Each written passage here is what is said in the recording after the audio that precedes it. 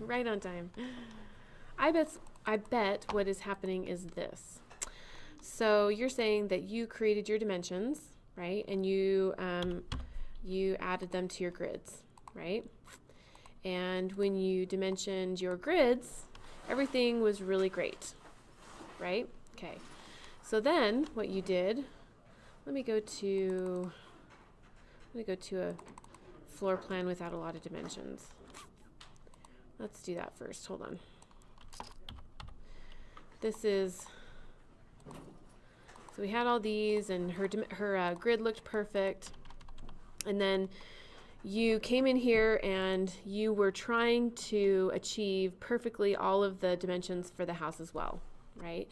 And so what could have been happening, what I suspect is happening, let me delete these, there we go, is that you're trying to, let's say, for example, add a wall here, right? So you add a wall, and it's like that, and maybe it lines up with this grid, okay? AL align, and you align it with that grid, okay? And then you dimension the inside, thinking it's going to be one dimension. And what I mean by that is, here we go. Maybe it's supposed to be 8 foot 10, right? So you're like, well, wait a minute. This is lining up maybe where it needs to be, and this is kind of lining up where it needs to be, but this should be 4 inches wider, right? So you take this and you think, oh, maybe the grid is wrong or something. So you MV move. Good morning. You move this over 4 inches, right? And then you align your grid to it, thinking that that is correct. And then things start shifting, right? And then your grid gets off. Is that what was happening with yours? Okay. So I think let's say this. Hold on. Let me pull up our project. Downloads.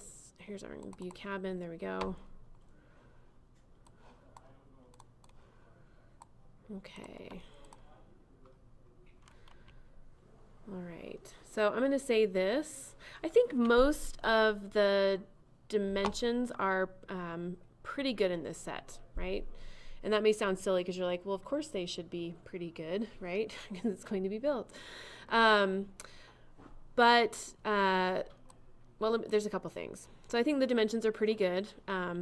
Our wall assembly, I think it's pretty close to this wall assembly here, right? But it might be slightly off from that, right? So we might have the block. Good morning. Are you telling them about the job opportunity? Oh, I haven't yet. Let me record. Okay. So what I think is happening is our wall assembly is going to be pretty close to this wall assembly, meaning we have block, we have a stud, we have gypsum board, right? And then our wall assembly for this one is likely going to be very similar to this wall type. Like it's going to be a stud with gypsum board on both sides, maybe some tile, right? Although if our wall assembly that we generated for our assignment is slightly different from theirs, if that makes sense, like maybe this wall assembly is 11 inches and ours is 12 inches, right? You might get just a slight difference in the interior dimension of that room. Does that make sense? Okay. So I think you're going about it the right way. And if I were to make a call, I would say you're going to be more correct if you line things up with the structural grid than to get exactly what the dimension for the inside of this room is, right? If it's an inch or two difference, I think you'll be okay. Yeah. That happens all the time, especially with talking about working for a place with as-built condition. Sometimes you just, depending on how things get constructed in your model or how they're built, really, you might have a slight variation. And we're doing this, we're drawing these, of course, we want them to be very similar, but we might have a few differences because our assignment is slightly defined differently. Yeah. Oh. No, that's perfectly acceptable. Yeah, 1/4 of an inch. Who cares about that, right? Oh gosh, coffee. Let me go get a napkin here real quick. No, 1/4 of an inch. That's totally fine. Let me get a napkin here real quick.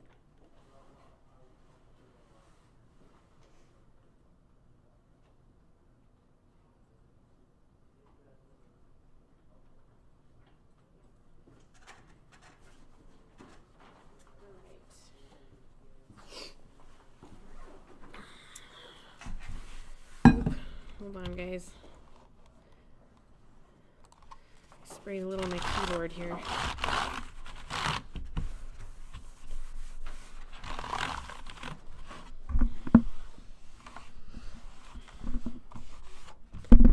Okay. Totally.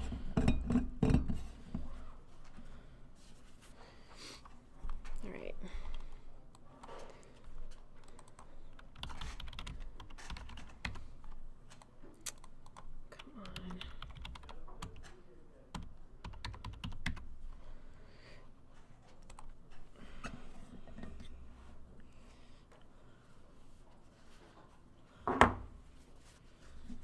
All right.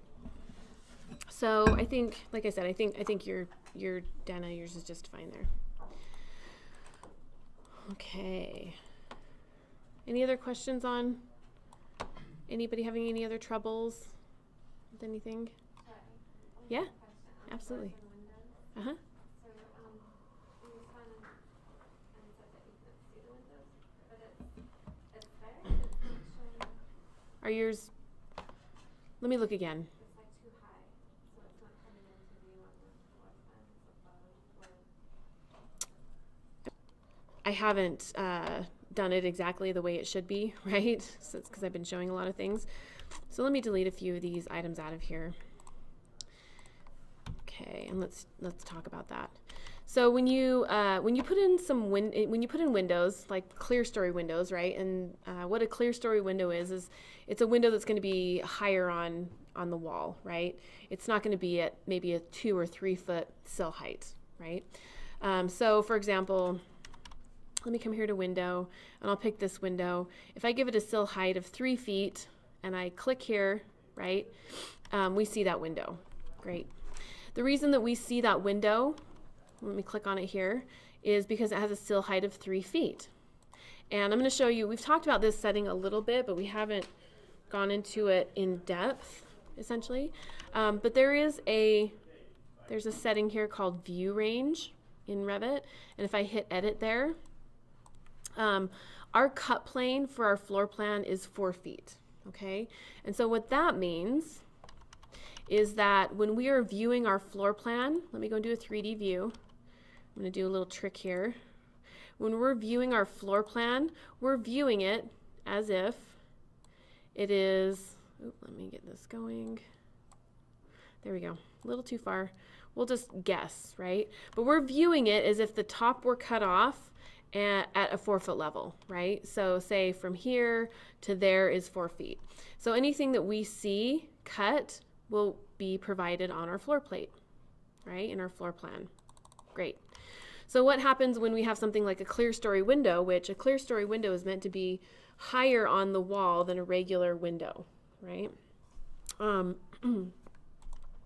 So if I take this same window and I change it from a sill height of 3 feet to maybe 5 feet, enter, it should, let's do, interesting. Well, it's still showing. Let's make sure it actually moved. Let's see, where were we there? Oh, I don't think it moved. Okay. Main level, 6 foot sill height. Let's change this to a different window. There we go. Okay, so I changed it to a different window type, and if I kind of hover over there, Revit lets me know that it's there, but in my floor plate view, I'm not able to see it. And the reason I'm not able to see it is because this is being cut at 4 feet, and because the window is living it above 4 feet, it doesn't show, right? So for me to be able to view that, I can pop into 3D, and I can cruise around and I can see it there. Great, right? But in general, right, it doesn't show on the floor plan. And you know, when you're sending out a set of construction drawings, a contractor will know generally that the idea of graphic standards of drawings, right? So they generally know that a floor plate is cut between 3 and 4 feet. So anything that is above that, you won't be seeing, right? Although, with that said, it is nice to somewhat indicate that that's happening. So I guess my whole point with this is that with your assignment, you placed 2 windows in the bathroom that were clear story windows, and they were very clearly above the cut plate, right? So you couldn't see them. So unless I missed one, right, I would pop into 3D and I would cruise around and I would look around the model and just make sure everything was there, right? Now the next question is probably, well, that's great, but what if I want to show those, right, on my floor plate? I want to indicate them somehow. The way that you're going to do that is under our View tab here. If you go to Plan Views, this is what we talked about last time. Plan Views, there's something called a Plan Region right here. All right, bless you. And what a Plan Region will allow you to do is it will allow you to, you pop into sketch mode when you activate the command. It will allow you to pick, using sketch mode, right, an area of the plan that you want to define the view range differently from the rest of the plan. Okay, so I'm going to hit finish here in a second, but essentially I want to be able to view just kind of this little portion of my plan differently than the rest of, you know, all of this stuff out here essentially. So you'll notice that really the only option that we have to change in the plan region is our view range. So if I hit edit there, I can change my cut plane to 6'6" and hit OK and hit finish. And now I can see that little window. Whereas before I couldn't see it because the rest of the floor plan was defined to be seen at 4 foot above finished floor, right? But this little plan region will allow me to see that window above that just in this little area so that we don't get things not showing up, right? Because if we cut our floor plate at 6 feet, 6'6", we're not going to see the toilets. Well, we'll see the toilets. We won't see a lot of things. A lot of things start not showing up. Okay, so that will allow me to selectively change areas to view differently. So that's what we do. And then you tag the window. So TG tag, right? We talked about that. Click on that, and there's my window. Makes sense, hopefully. That's a tricky one. Not only can you see things above a floor plate cut, you can also see things below. So if there's some type of equipment or something on the floor or, you know, on the level below that you want to indicate on a floor plate, then you can do that with the plan region as well. Okay, good questions. Anything else that anybody has questions on?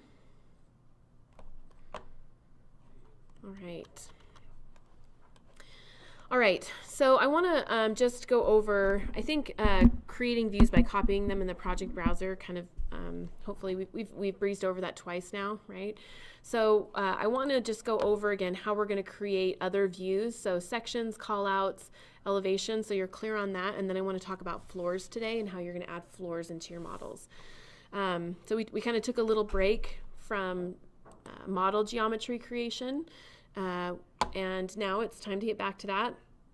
But it was important to kind of take that little break so that now you can take your views, you can duplicate them, you can create new types of views, you can place them on sheets, right? And you can print those sheets, all right? And I haven't posted your assignment yet because I wanted to go over this one more time.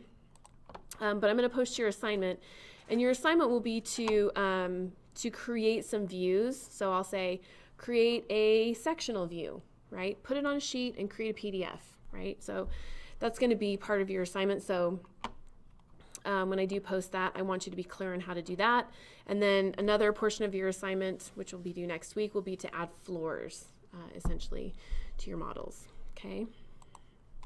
So let me go over, I'm going to delete these views that I've already created here. Let's see if I have any others. Yep, I'm going to delete that one, delete that one. Okay. All right, so I'm going to first remind you, because I want to place these views on sheets after I've generated them, I want to quickly show you how to create a sheet again. So to create a sheet, I'm going to right click, over sheets, new sheet. Okay. If I wanted to, I could also go up to view, and you see we have the sheet option here, so I could have done that as well. Now I choose the size of sheet that I want to print. Okay. If these are not being shown here, which our out-of-the-box Revit doesn't have all of these loaded, we're going to click on Load. You're going to go all the way down to Title Blocks here. Click, click. And you're going to pick by clicking, Shift, click, pick the ones that you want to load. And I'm not going to load these because they're already loaded, but then you would hit Open, OK, and it would load all of those title block sizes. Okay. So I'm going to choose the size of title block I want, which I think we're probably going to do a 22 by 34 here. It's an arch size D page, or actually it's an ANSI D, but we printed on an arch D. I'm going to hit OK, and there is my title block. Okay, there's the title block size, and this says AE 102. Revit has kind of guessed at what sheet number it should be, and there is over here in my project browser my AE 102. All right, so I've just generated my sheet. Now it's time for me, if I wanted to print a view on this sheet, to drag some views over. Okay, so let's create some views. I'm going to go back over here to my main level. Click, click. Here we are. And I'm just going to start creating some views. So I'm going to click on Section. Okay, I'm on the View tab here. I'm on the Create View Tool Palette, Section. All right, to create a building section, which is what I have here, which is what I want to do, I'm going to make sure this drop down here says Building Section. Okay, I have a Detail section. I also have a wall section I could create here. Okay, just different types of sections. So building section, click. I click once. I drag my section mark through where I want the building section to occur. I click a second time, and my building section is generated. All right. So when I click on that building section, I've got the head of the section, I have the tail of the section, and then I have this field of view, essentially the depth of view here.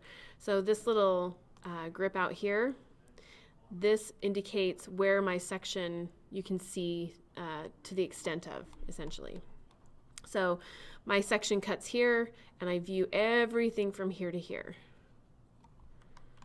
Okay, so I've just created a section. I look over here, there's my building section. Okay, click, click on my building section. And there it is, right? It still looks a little bit odd. It's not complete because we don't have all of our complete model components in here yet. We don't have a floor, we don't have a roof, we don't have a second level or any of those things yet, right? And that's okay. When you create these views for your assignment, I totally understand that, right? We're not done yet. But the nice thing about this is that as we add building components to this, it will update this section, okay? So we're seeing our grids here. We're seeing our model geometry, right? We're seeing some walls, some doors, different things occurring. We're seeing our levels, which is great. We're seeing our crop boundary here, right, which we talked about last time. If I don't want to see my crop boundary, I can come down here and turn it off. Hide crop region.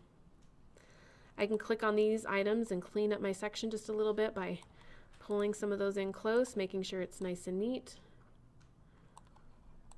There we go. And looks pretty good.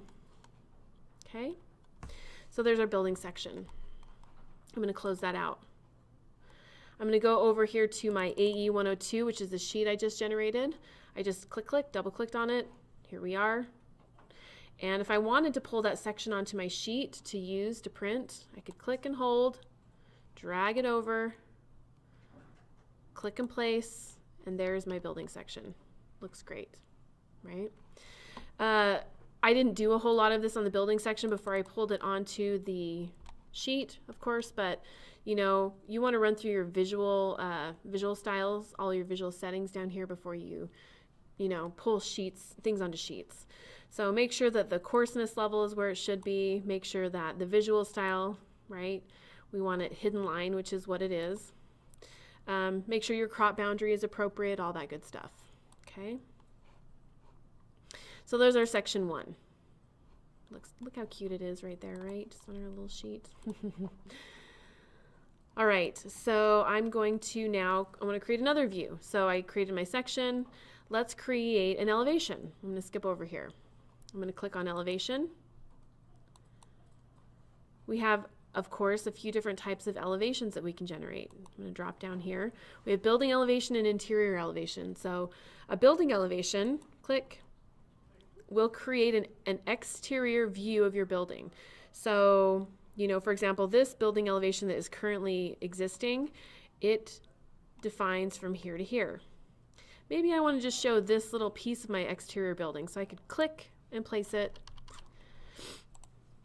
And there is my building elevation. Now, my building elevation is pointing at this little piece of my building. It starts here at this grip and it stops at that grip. Okay? It goes from here all the way to there. So if I wanted to extend this out further, I could do that. All right. So if I click on this now, click, there's my little elevation, right? Here's a really good example of you want to probably bring your crop boundary in pretty well and bring your grids in very close to that elevation so that when you pull this onto a sheet, all of this garbage out here is not showing like that, right? So for this building elevation, I would bring my crop region down. I would snug this up here. I would probably bring this all the way over here. Look how much nicer that is. It's nice and small, right? We check the scale, we check our visual styles. Again, our visual settings are per view. So you're thinking, well, we just changed those, right? But they don't change, or they don't remain consistent from view to view. You do have to update them, right? They don't change once you change them one time for every view. So I can come in here, I can turn off my crop region, my crop boundary, and there's my exterior building elevation. It's called elevation 1A. And if I want to change that, I can right click over it and choose rename. We talked about this, I think, 2 classes ago. Maybe we call this south vestibule elevation, right? I just made that up. And I want to put that on a sheet. So I'm going to click on my sheet. Of course, this already has a section on it, and that's okay. I'm going to click and hold this, drag it over, drop it. There we go. Right? Looks good. All right. Next thing, right? We have sections, we have elevations. You could do interior elevations if you wanted to, right? I'm not going to drag all of these onto sheets right now, but interior elevation, right? If I want to elevate this room, I drop an elevation view in there. I can click on the marker, click, click, click, right? And an interior elevation will sense the interior restrictions, right? It'll go from building element to building element, usually, okay? So if I come over here and I click, there's my next interior elevation. It's defined from there to there. And it goes from here to here. Here's our field of depth, although there's a wall in the way, so really you're only going to see that portion of it, right? There's our next elevation. And here's our final elevation here. Okay, so these have really weird long names. Elevation 1-C, which we don't like. So you can rename these if you want, of course. You'll notice that I have interior elevations over here. Again, I can click on 1A here, right click, rename it. So that is our south elevation, right? And now it says south elevation. I click on this one, 1D.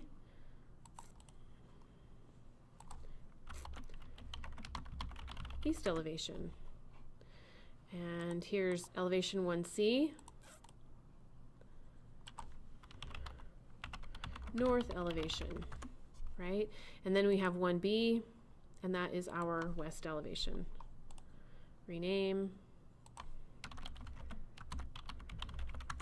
Okay. So north, east, south, west elevations. If I double click on one, right, they're really quite simple, of course, right? But again, we run through our visual style and make sure everything looks the way it should. These look actually like they worked out pretty good. North, east, south, west, right? That looks pretty good.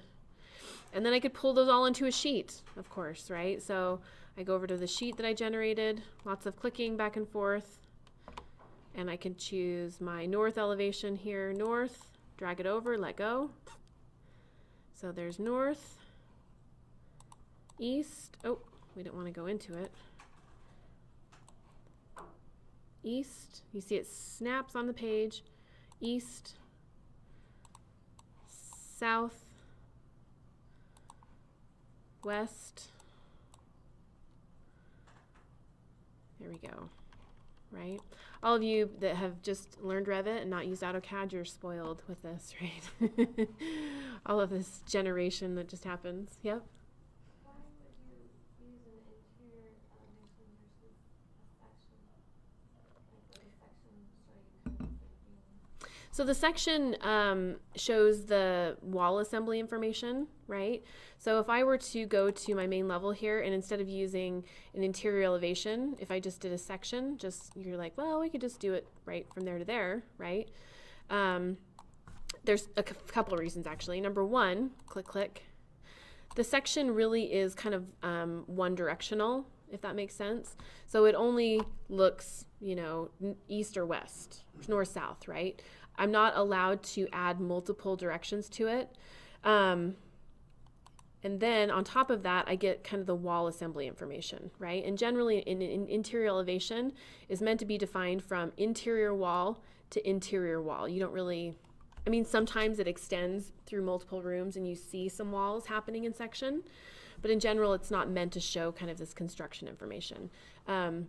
There are two different topics, right? The interior elevation is meant to show what's on kind of the wall beyond, like if there's cabinetry and tile on the wall and appliances to be installed, that kind of information, right? Or toilets and grab bars, more so than what's happening with this, right? So that's one reason why you wouldn't use a section. And then the other reason is if you use the section tool, if I wanted to show this elevation here, but then also this one, right? I would have to create a second section, right, that went that direction. So all things aside, other than, the definition of the actual drawing, you'd have to have multiple tags to show kind of what you want to indicate, which gets messy. Yeah.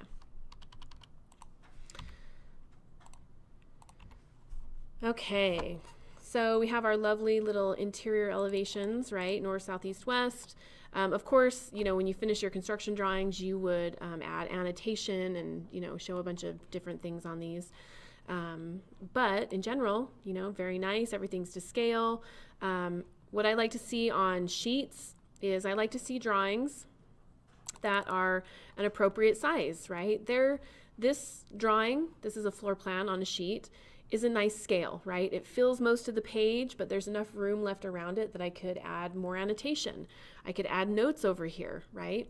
Which is different than, for example, having something like this on the page. If I see something like that on the page, I get huffy, right? We lose points.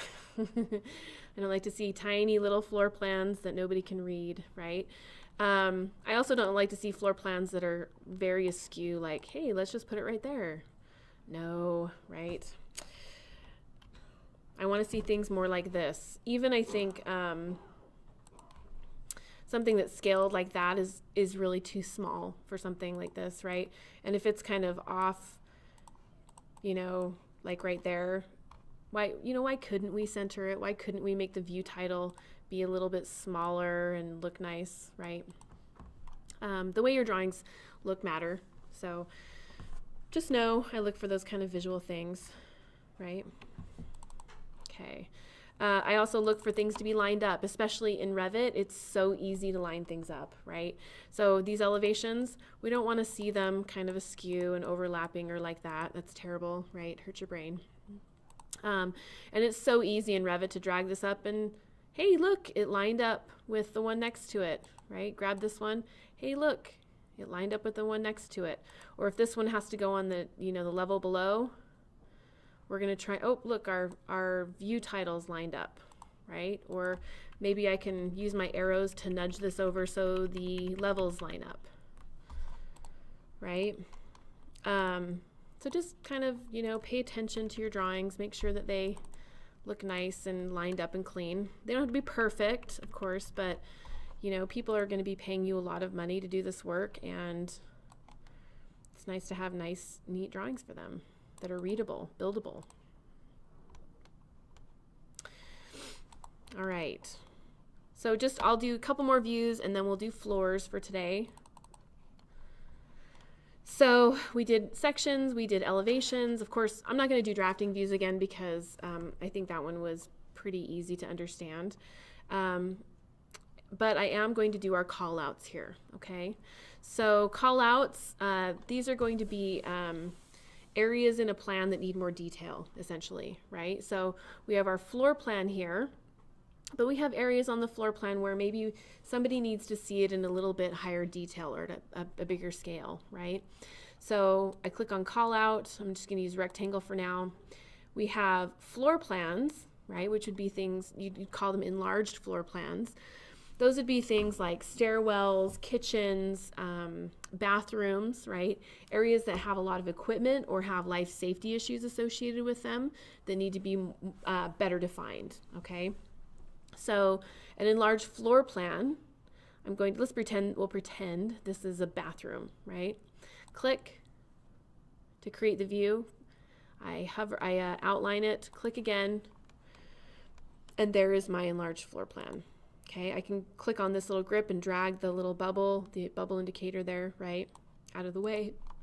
But this really kind of defines my floor plan here. Now, the scale of my drawing here is 1/4 of an inch. And if I go to this is called a call out, right? My enlarged floor plan call out. Because it's a floor plan call out, you see it's named main level call out 1, right? Pretty easy. If I go to that view, the scale is usually going to be double here. So it goes from 1/4 to 1/2 inch, or, you know, it can even go larger than that. So to 1 to 1. 1 inch is equal to a foot, not 1 to 1. But we're going to be able to see things at a larger scale. We're going to be able to see a lot more detail, annotate a little bit, you know, with a little bit more detail. Once I'm in here, I can change my crop region, right? We've talked about that, how to sort of make that what we want it to be, right? All that good stuff, all right? I can turn my crop boundary off. There we go. And there is my enlarged floor plan, okay? I can pull this onto a sheet. I don't think we have enough room on this sheet, but we can create a new sheet, right? So right click, new sheet. We'll do the 22 by 34. Okay, there we go. All right. I'm going to grab my call out here, click and hold, drag it over, place it on my sheet.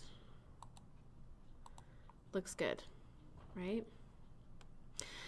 My workflow usually, and I say this when I teach AutoCAD as well, my workflow is usually I will create several views, but right after I create them and before I annotate or add more detail, I'll put them on sheets, right? And you ask, well, why? Why don't we just finish all this and then put them on sheets to print, right?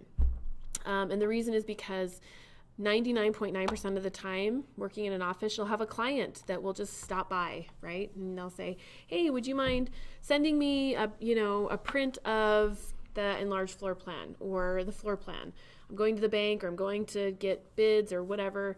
Can you give me this drawing? And you're like, yeah, sure. If you have these set up, sure. It takes me 5 minutes, right? It may not take very long to set up a sheet, 10, 15 minutes to get everything on it.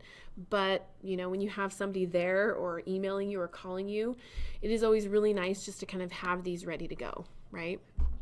So I will usually create several views at a time, but before I do my actual work on them, I will create a sheet, place the view on the sheet, and just kind of get it ready to print just in case, right? Okay, so that is our enlarged floor plan call out, and it's an enlarged floor plan because let me go back to my main level view here, right? When I created my call out rectangle, I chose floor plan, okay? I can also do a detail view here. So the detail view, of course, is going to be a little bit smaller than the floor plan. So this is meant to create detail views like a door jamb, right? So,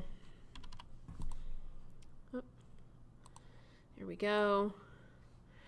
I grab my little bubble, drag it over, and there's the little detail of my door jamb, okay? And again, this is still a call out, but it's defined differently than like the enlarged floor plan, okay?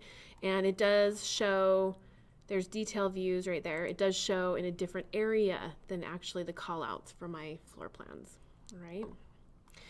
I can go to the sheet I created, again, come down here to detail, click and hold, drag it over, and place my little detail somewhere on my sheet. Looks great. Click, click, right? I remember we can engage these things, make these a little bigger, a little smaller, change the scale, do whatever we need to do. Click, click out, there we go. Just a couple more things about these. What is happening here, one thing I really want to point out to you is you're going to start to notice that on our sheets now, right? You know, this exterior elevation is number 2 on sheet AE 102, which is great, right? That's its location. So now when I go back to my main level, you see how my tag without me doing anything indicates that. This is the best part about Revit right here. Our tags automatically coordinate, right? Because I dragged this detail onto a sheet, it now has a location. It's 2 on AE 103. Because I dragged this call out, the floor plan call out, onto a sheet, it now has a definition, 1 on AE 103. Okay. Now if I move these, right, this is 1 on AE 103, so AE 103. If I make this, I'm going to click on the viewport and I'm going to change this from 1. I can click on it to A on AE 103, right? In the dark days of AutoCAD, you'd have to find any sort of call out that related to this location and you'd have to manually change it. But in Revit, because it's so smart, it knows that changed to A on AE 103. All right. So it coordinates all of your tags for you, which is wonderful.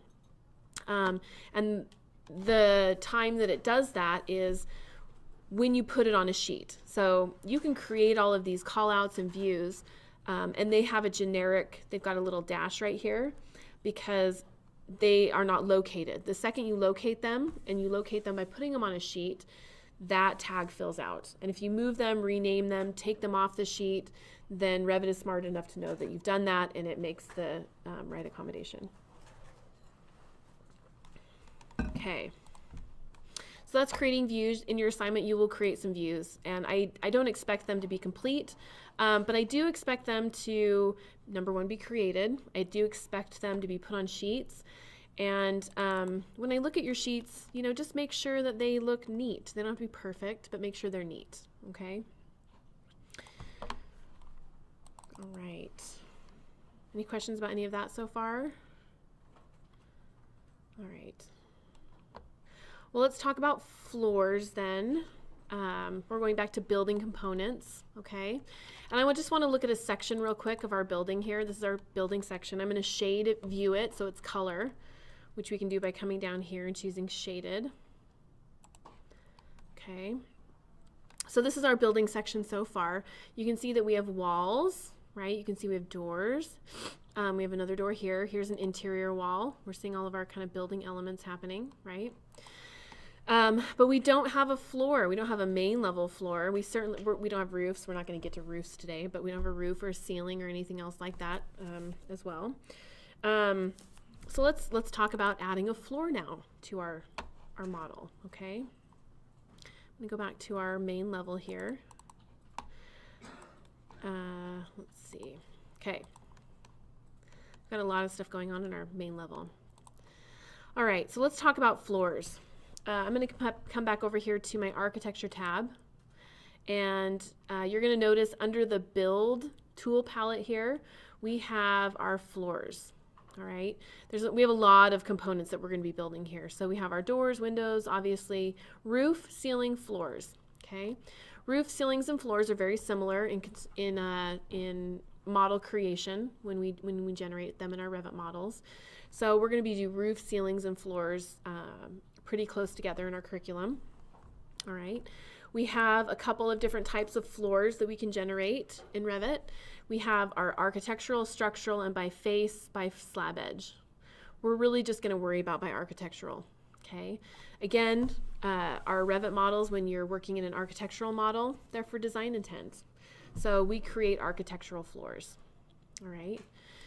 So I think probably the easiest way to describe how to generate a floor in Revit is to say that it's a horizontal wall, essentially, okay? So we're going to use a sketch mode to generate it, which I don't think we've really done a whole lot of yet. But to define it, it's just like a wall assembly, right? Which I'll show you in a second. The other thing that we're going to really kind of pay attention to with regards to floors is where they sort of start and stop in your wall assembly, okay? So we'll talk about those three things. I'm going to draw a floor and show you how to do it, and then I'm going to go back and explain it a little bit more, okay? All right, to create a floor, I'm going to click on Floor, Architectural, and I'm bumped into Sketch mode, all right? So Sketch mode allows me to create an outline of what I want my floor to look like. It gives me the ability to create a custom shape, right? I said that floors are like horizontal walls, and they are. One of the main differences between them is that walls usually go in a vertical direction, right? They're generally a plane. They vary in thickness, but they go from floor to ceiling. We'll say that very simply, right? They don't have odd boundaries usually. Floors are a little different because they're like a wall assembly. They have a thickness, but they may have a weird boundary, right? Our floor here can go all the way around like this, right? It's not a rectangle, it's not a square, it's just kind of following the shape of our floor, okay? So Revit understands that, and it says, hey, I'm going to let you draw it, right? Whatever that shape of that floor looks like, I'm going to let you draw it, all right? And there are two ways to go about this, and I'm going to show you the two ways, or kind of talk through the two ways of going about it. So I've obviously entered sketch mode. I'm going to click on my line tool, and I'm just going to start drawing my floor. And to be very simple about it, right now, I am going to just draw on the inside of the wall, which is probably not the correct way to do it, but we're just going to do that for now. So I'm just tracing the interior boundary of my space. I'm not going around interior walls, right? Interior walls sit on floor structure, but I am just clicking around the boundary here, right? Getting that floor drawn. So the way that I went the wrong direction. The way that sketch mode works in Revit is that you have to create complete closed boundaries when you're drawing a floor. And what that means is that where I start, I have to stop, right? So there's no openings, like that's an opening. There's a gap. If I were to try and finish this floor, it would say, hey, sorry, you can't do that. You have this gap here, okay? So what I want to do is I want to grab this and I want to make sure it, the loop is closed essentially. So if I look here, the boundary of my floor is now defined as this magenta line. Okay, that's what it looks like. You're going to notice over here under properties, just like any wall that you create, we have a type of floor that we're going to generate. So do we want a wood joist with ceramic tile? Do we want wood finish? Do we want wood joist with carpet? Do we want metal deck? Do we, what kind of floor do we want? Just like what kind of wall do we want to generate? I'm going to choose wood joist with wood finish. Okay. We have a level associated with our floor, just like we do our walls. But unlike walls, we don't have a top and bottom definition, right? It just says, hey, your floor is going to live at the main level. And what that means is the top of your floor, the very top of your floor is going to live flush with your main level, okay? So I've drawn my floor, looks good. It's sitting at my main level. I've defined the assembly of my floor. I can hit finish. Finishes this little check mark. Click. magically we have a little floor there, right? Looks pretty good. If I go into my section view now, click, click, look at that. I have my little floor plate there, just living in Revit, okay? And as you can see, my floor, when I click on it, it is flush. You see the top of it is flush with this level, which is the main level. Okay. I can move this if I want, right? If I misdefined it, I can click on it. I can change it from main level to top of wall. Oop, moved up there. We don't really want it there, but I can move it if I need to. Main level. There we go. Okay. So that's how we're going to draw floors. Now, the way that I drew this floor, here's a little bit of Revit, we'll say philosophy, right? The way that I've drawn this floor is I've drawn a continuous floor. So that works, right? But how many buildings have the exact same type of flooring finish through the entire building on all the levels? Very few, right? Even in a home, you've got carpet, you have tile, you have wood floor, whatever, right? You have several different types of finishes that correspond to floor, essentially, right? So what I've done here is I've drawn one floor, and that floor, let me just look at the definition of it. I'm going to click on it and select it and hit Edit Type. Oh, very familiar, right? This looks just like a wall assembly. Edit Structure. I can see the wall assembly here. I can see that I have oak flooring, I have plywood sheathing, and I have a wood joist. Okay, so that's what my flooring assembly is made up of. But what I was trying to indicate there is that, yes, I have one floor in this model, and yes, it has the same floor finish attached to it. Okay, so really the only way to create different floor finishes in each room, right now, as you're thinking, is to create multiple floors in each room, right? Or in each building, meaning we'd have a floor here, we'd have a floor here, we'd have a floor here, 1, 2, 3, 4, 5, 6 different floors, which is a big pain in the neck, right? We don't want to have all these little pieces of flooring kind of floating out there, okay? So the way that we deal with it, and I think the best way that we found, we struggled with this when I first started using Revit. I was working at AJC. That was not the first time I've used Revit, but I was working at AJC Architects, and we went back and forth on a lot of different ways to deal with floors. And I think probably the best way that we found to deal with them, there's one other kind of complicated way that worked pretty well, but to be very simple about this is when we create our floors, we don't define a floor finish on them, all right? Let me do window tile so we can look at these both at the same time. All right. The way that we decided to go about creating floors was to define a structural floor, meaning it didn't have a finish applied to it. Okay, this gets a little bit past how Revit works, and it talks a little bit more about the best way of going about things in Revit. But I'm going to click on my floor here. I'm going to hit Edit Type. You guys should be used to editing types by now. Edit Structure.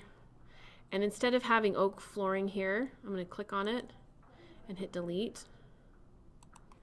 We decided that it would be better to have a structural floor, right? One cohesive floor that was defined through the whole building, and then to add little pieces of finished floor to each room. That's what we decided to do, right?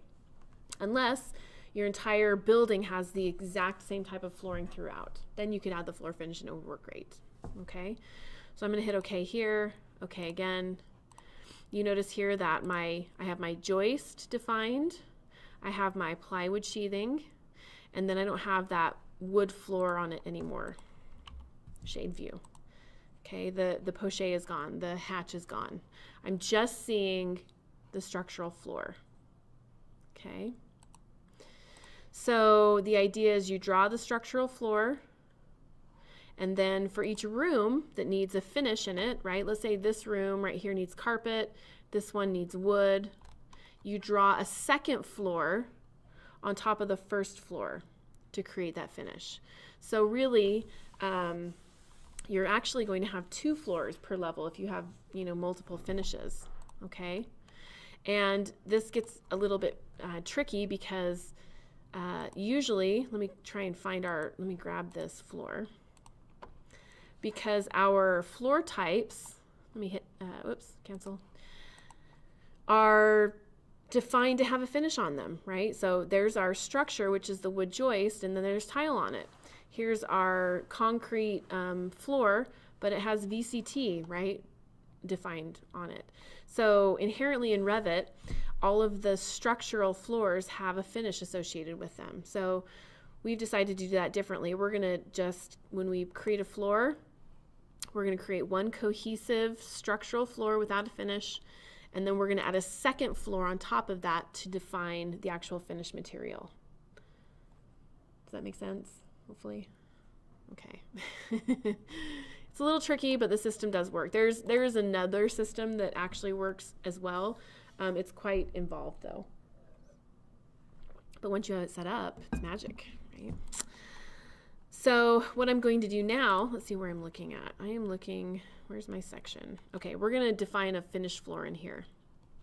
So here's my building section is looking through, right?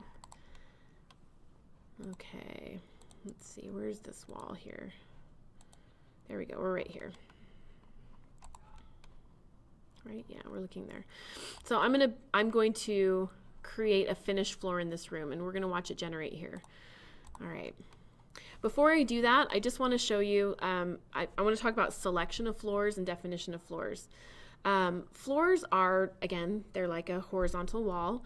They're a little tricky to select sometimes, right? If I click here, click, it didn't select my floor. Click, click, click. You know, I'm clicking all over. I can't select my floor. Floors are best selected at an edge boundary.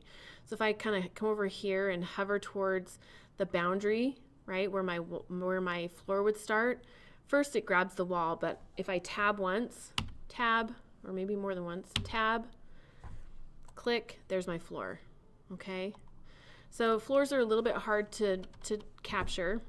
So I'm going to hover near an edge, tab, see it says floor next to my cursor, click, and then I can select it, I can delete it, move it, change it, do whatever I need to do, right? If I needed to edit the boundary of the floor, I could double click on it, or I could click on it and choose edit boundary.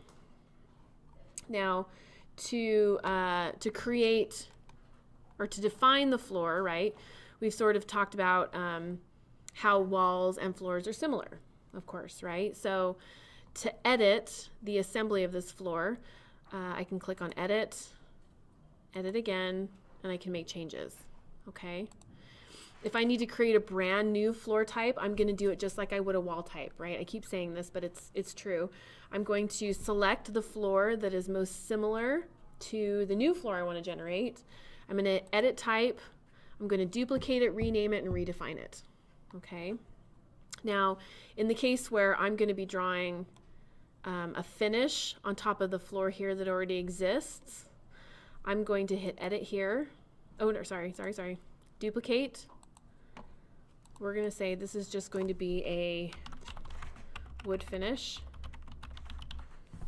Hit OK. Edit my floor structure. And instead of having a joist and sheathing, which is already existing in my model with this floor, my structure is only going to be the floor finish, which seems kind of weird because you're like, the floor finish is not structure. But in this case, we're cheating the system a little bit and just saying it is. So we're going to choose our floor finish. We'll do cherry. There we go. There's our cherry. Let me give it a surface pattern over here. We'll make it look like that. Crosshatch. Oh, it's thinking. And we'll leave it at 3/4 of an inch, but we don't want to have a wood joist because again, the wood joist is already there. So I click over here, I hit delete. Okay, that just leaves the structure of my floor is cherry wood. I hit OK. I hit OK again. Okay, and I had it selected so it changed it, of course. I'm going to just change this one back to what we had it before. There we go. So there's my floor, my structural floor. Okay. Now I'm going to draw a floor on top of it to add the finish in that room. So I come up to architecture, I go down to floor. I'm going to use my drawing tools to draw the boundary of my floor.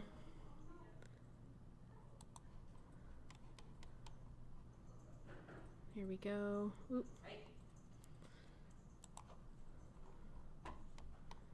Okay, see that? Hit finish. Oh, we don't want the joist. We want to actually choose the cherry floor.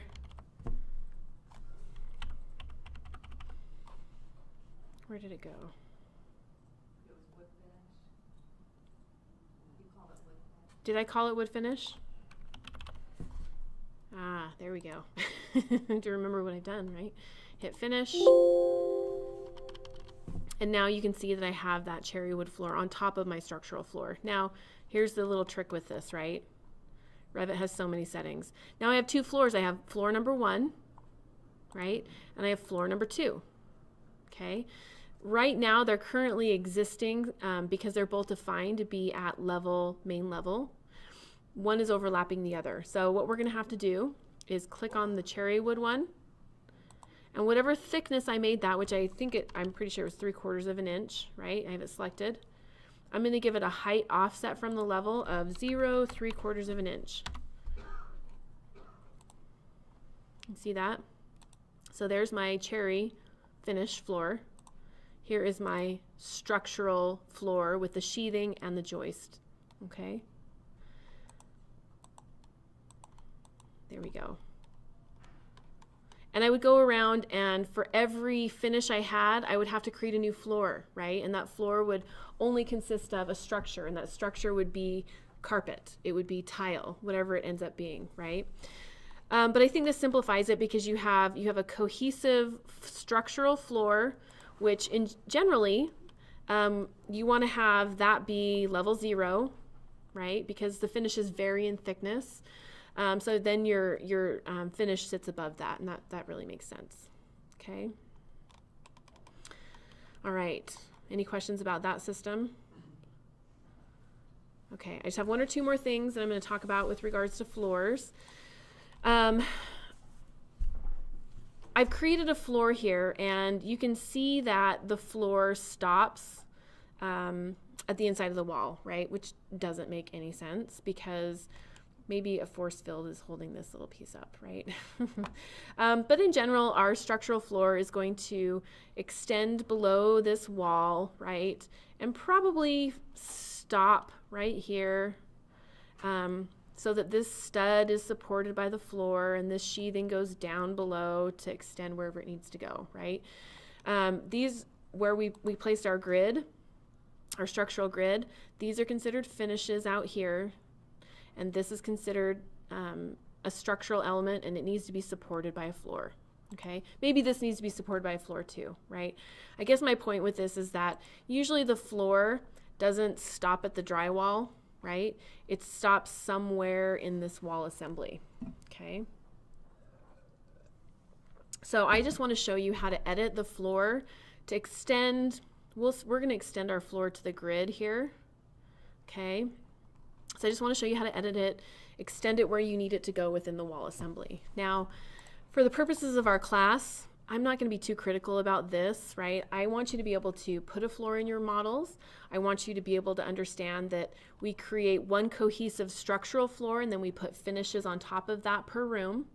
I want you to understand that yes, your floor extends into your wall to a certain point, knowing that you likely don't know where that is yet, right? Unless you've worked in an office or have some experience, that's not something that, you know, you've dealt with just yet, okay? So I'm gonna click over here on my floor, and again, it's click, click, click, click. It's hard to select, so I go near a boundary, I tab once, click, okay? To edit the outline of my floor, I'm gonna hit edit boundary, click. And there's two ways I can redefine this floor. I can move this floor, right? The boundary. I can use a line, AL. I can pick my grid, click, click. So I can take the existing lines and just align them. I could also delete them all and redraw it if I wanted, right? There's no right or wrong way. For me, I kind of like to align it. I don't like to redraw things a whole lot. So click, click. I'm just using the align tool, AL. I'm using a shortcut on my keyboard. So I go around, AL. There's my grid, click, click. AL, click, click, right? And I just move all the way around, AL, click, click. There we go. Looks really good. AL. Oop, AL. Where's my grid? Click, click. And if I can't hit my alignment point the first time, AL, right? I can't quite get my grid, I can tab, tab, tab, click, click. AL, click, click. So I'm just going around the entire boundary and aligning it, and I think I'm back to where I was. The reason I actually wanted to align it is because I know that this floor at one point when I hit finish, it worked, right? So it was a closed boundary, there were no errors.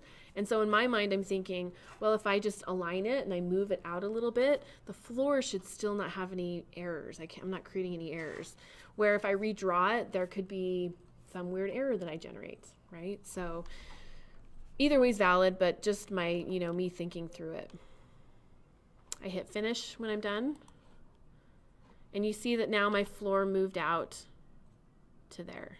Of course, we still have a gap, but this project doesn't have a foundation yet. It doesn't have a basement, right? So the foundation wall will come up at a certain point. The finish might, extend above or beyond where it is now. We're working our way through creating this model, right? So it's not totally correct, but we're getting there. Okay. One final thing about floors. How do we create openings in floors, right? So that stairs can pass through, or an elevator can pass through, or maybe there's just a portion of the floor that doesn't exist. There's an atrium space where you view down the level below, right?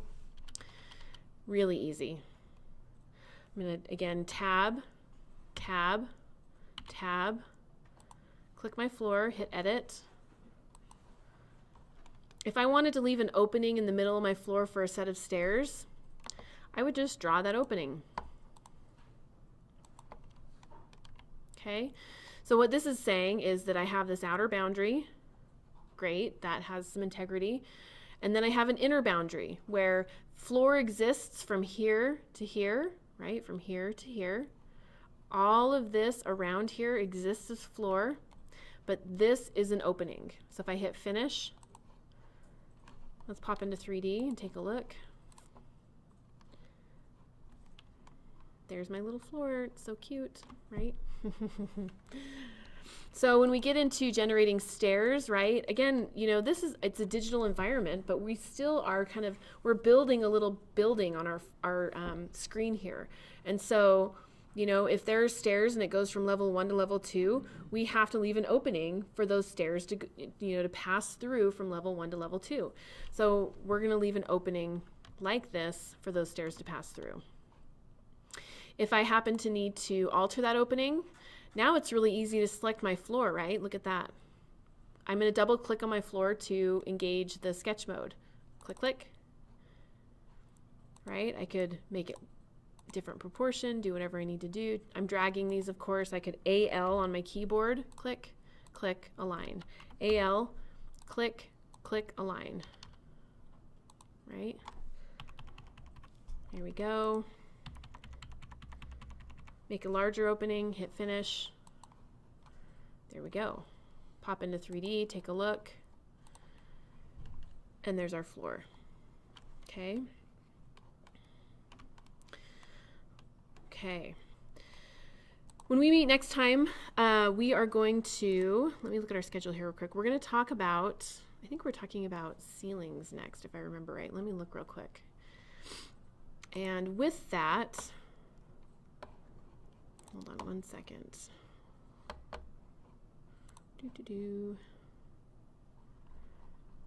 Okay, so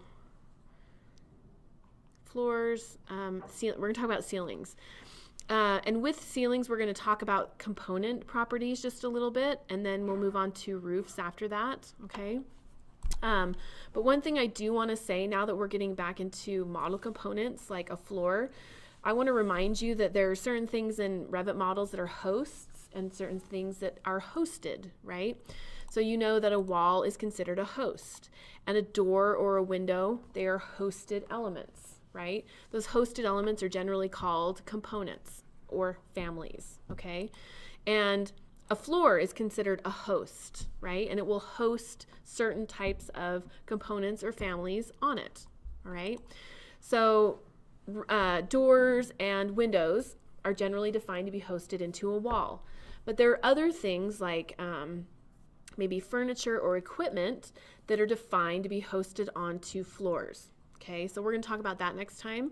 And we're also going to talk about things that are hosted into ceilings, right? So furniture, equipment, different types of things like that, those are defined to be hosted onto a floor.